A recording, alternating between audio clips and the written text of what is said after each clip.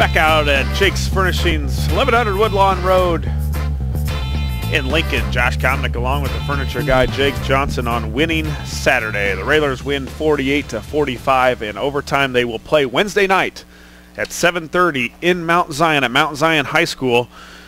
They will take on the Titans from Chatham-Glenwood. Ticket prices are $5 for everyone. All seats are general admission. Tickets will go on sale at Lincoln Community High School as follows. LCHS students may purchase tickets on Tuesday, March the 5th, during their lunch hours at the ticket booth. Tickets for the season ticket holders and general public will be on sale on Tuesday, March 5th, from 3 to 6 at the ticket booth, and again on Wednesday in the main office from 8 a.m. to 2 p.m. So remember, season ticket holders, general admission, that is Tuesday, March the 5th from 3 to 6 at the ticket booth, and then again on Wednesday in the main office from 8 to 2.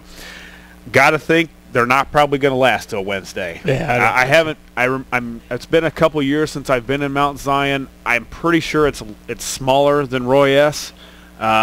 Ticket sales are going to go quick. I'm telling you, LCH students, you can buy your tickets March the 5th, Tuesday, during your lunch hour at the ticket booth. Ticket prices are $5 for everyone, and all seats are general admission. So get there, get early.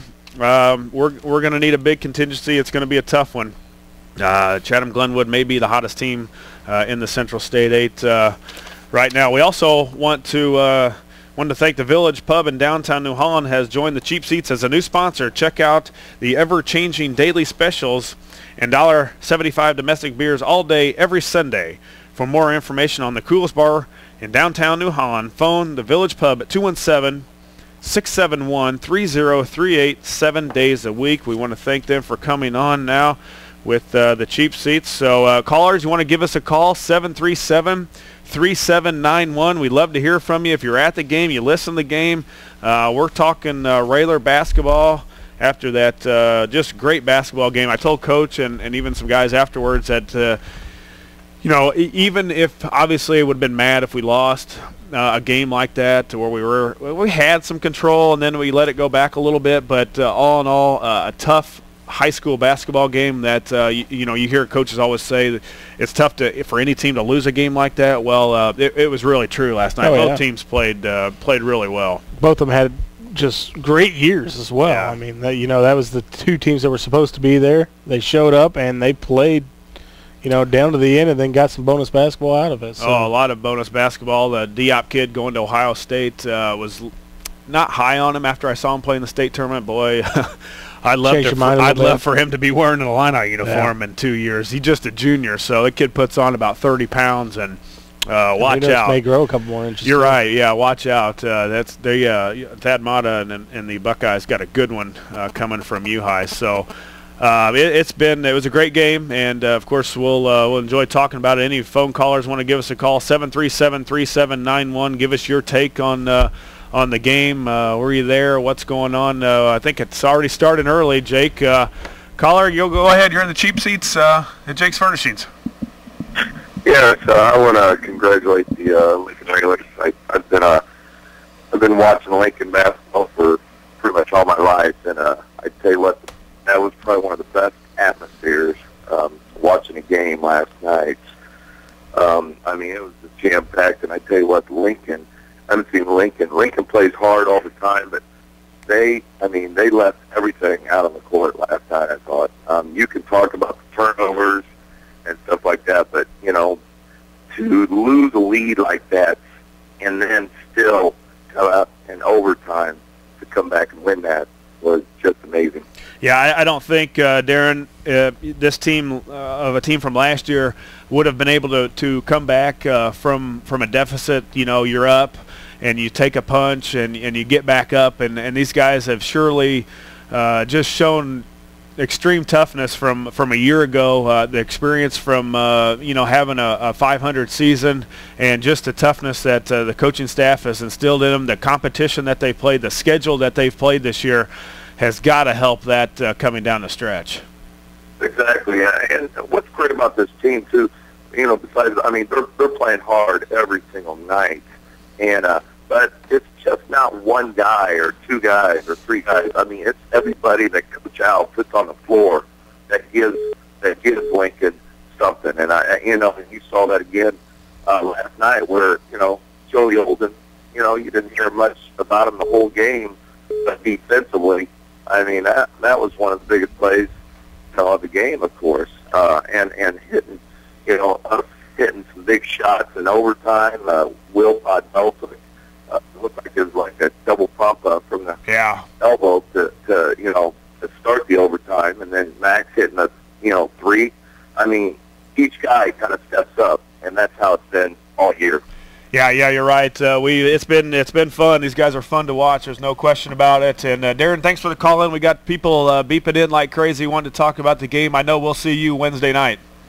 Okay. All right. Thanks. Yeah, thanks, Darren. Bye. Callers, go ahead. Keep calling in. I've just heard the little beep of people trying to call in. He makes a real good point. How difficult are they to guard? Yeah. As well as they are, as good as they are at passing. We had talked about it over the time, but also shooting.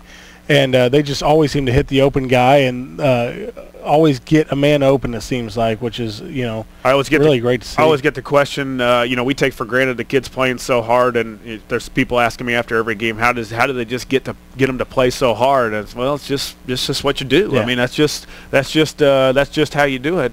But callers, keep calling in. I know we had some guys calling in while Darren was on the line, giving his tidbit of the game last night, but keep them coming. We're trying to get to you as soon as we can. I know a lot of people want to talk about the game from last night, but I think we got one now. Jim, and caller, go ahead. You're in the Cheap Seats 96.3 FM. Yeah, great win for the Railers there, Josh, and a great summation of the game. But one thing you didn't touch on, and I just don't know if you picked up on it or not, but there at the end of overtime, after Diop missed that shot and the kid scrambled to the corner, that official right in front of me, I was sitting there in the front row, actually was calling that shot good. Had that gone in, I didn't know. Oh yeah, after the Diop half quarter, and then he got the rebound and went back. I thought clearly that it was after the clock had went off. I don't know exactly, but it obviously wasn't good. They had actually two opportunities. As you make a good point to try and get that. Right. Yeah, but like I said, that official in front of me was actually calling the shot good had it gone in. And I thought the clock had clearly run out myself. He was actually going to call that shot good. Oh, yeah. Point that out. Yeah. Thanks for calling in. Good point. As he's saying, Diop shot a three with about 4 seconds left from half court. Coach thought he had a little more time to get a little closer to the basket, but we did not get the rebound. U-High did, and he scrambled there. Schroeder, I believe it was, scrambled to the three-point line in the corner, and I thought, as our caller just said, I thought it was after the time had expired, but as he's saying, the official in front of him was calling it like hands up in the air, possibility of it going good. The shot, I believe, was a little long. Time expires, so sure by then. But caller makes a good point that if he makes that, we're going into double overtime. So. Keep giving us a call, 737-3791. There's plenty of things to talk about, just the overall game, the intensity, the crowd, what was going on at Bloomington High School last night. I thought U-High had a great contingent of fans, and the place was just an atmosphere that I don't know. I watch Friday Night Lights on Comcast, and you can watch the public league or you can watch the suburban schools. They had them on last night. Some of them were going for sectional championships. Some of them were going for regional championships, and there might have been 300 people in the gymnasium. And it's just, you get in this area, and I mean, if you were at Riverton last night, if you were at Mason City last night, if you were at Chatham or at Jacksonville watching the Chatham game, or Taylorville, those places I'm sure were ram-packed, and you don't get that everywhere in Illinois. That's exactly right. We're spoiled. A lot of teams pay a lot of attention to their basketball around here, and especially the good ones. And we have a good one here, man. Got to give some props up to Illini Central, the number 1 ranked team in 1A. Again, they were a winner over Colfax Ridgeview, 72-64. They're going to be playing at Redbird Arena. They're going to be playing Cissna Park Tuesday night at 7:30 to go back for the second time in a row to Peoria. I believe they were 4th last year, 2nd. I don't remember now. I'm going to have to come back. I'm sure some people will remind me after. But anyway, they're going back for 2 times in a row, man. Well, they got a stellar team. I've seen them play a couple times this year, and they are really fun to watch. Tuesday night at Redbird Arena, playing Cissna Park. 7:30 at Illini Central. The number 1 ranked team in 1A is going is trying to go to state again. And also Riverton was a winner 78-70 in overtime and improves their record to 26-3. They're going to be at UIS Tuesday night at 7:30. They're going to be playing 28-3 St. Joseph Ogden. Some people are saying, why Riverton? Well, I got a buddy, one of my best friends. His cousin, Will Schneider, is the star for Riverton. Of course, Will Schneider's dad is Mike Schneider, who was the great point guard for that team. That was Mike Swingle and Norm Cook. And I actually went over and saw Riverton play a couple times and then talked to Mike. His boy puts up at least 20 every night, I see on the news. So a little bit of a Railer connection there with the Schneiders and Riverton. So they're heading to UIS Tuesday at 7:30 to take on St. Joseph Ogden at 28-3 for the Riverton Hawks. We're going to take another quick commercial break and be back in just a couple minutes. We're out at Jake's Furnishings. Thanks for listening, and we'll be back. Cheap Seats, 96.3 FM and WLCN online. We're back out at Jake's Furnishings, 1100 Woodlawn Road. Jake, you've got another new sponsor to talk about. We picked up Characters Pub, located at 405 Pulaski Street in historic downtown Lincoln.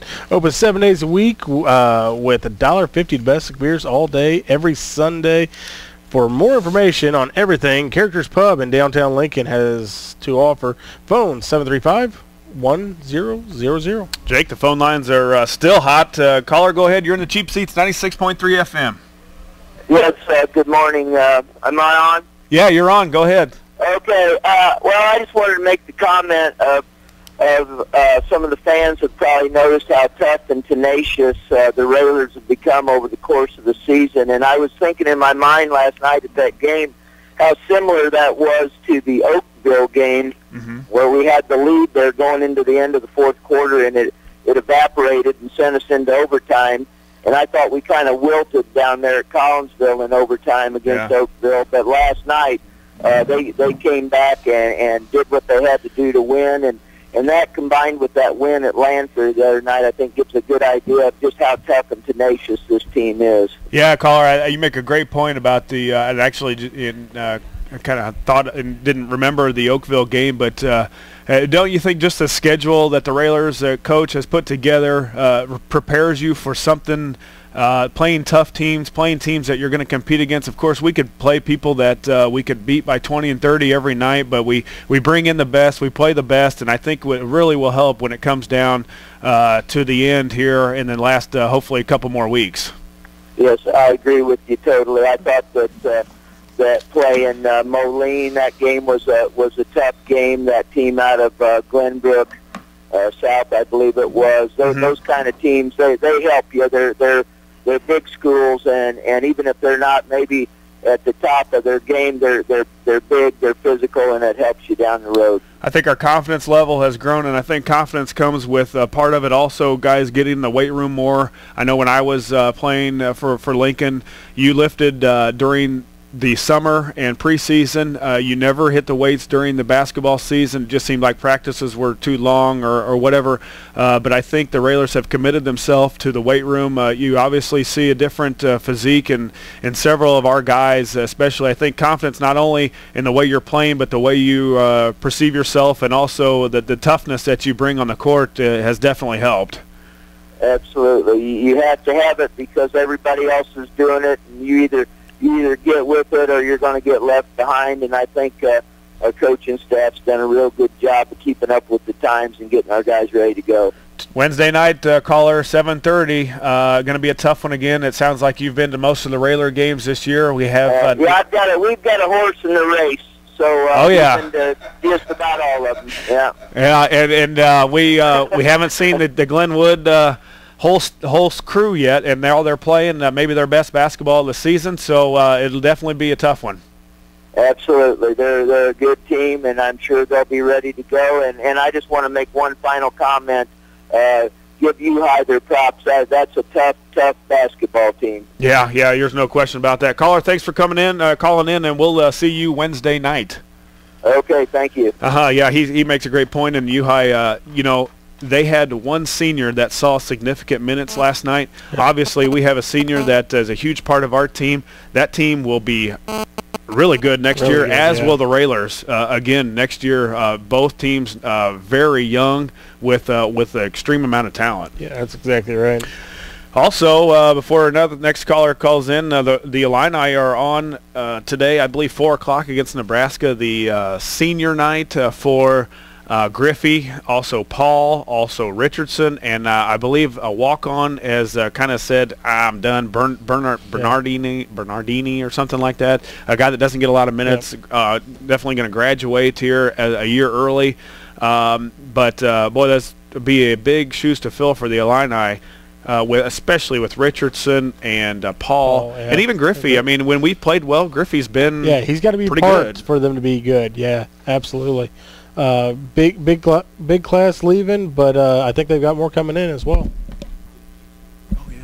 Yeah, as we've got a man that stopped in to listen to the show, said 50th anniversary of the Assembly Hall. I actually saw some different photographs online of places, and I actually been to a lot of the rooms in the Assembly Hall because I went through school when Brian was going through high school, and he was always taking us over for the games and stuff, and they would take us back in the locker room and things. But different meeting rooms, and I'm sure it's been upgraded since 10, 15 years ago. But it's been kind of neat to see the teams, and they showed some of the teams that went through the Assembly Hall. Of course, the Flying Illini is one of the more, and that team that we saw just a few years ago make it to the championship. DJ and D. Brown and all those guys. So 50 years, it has gone by fast this season.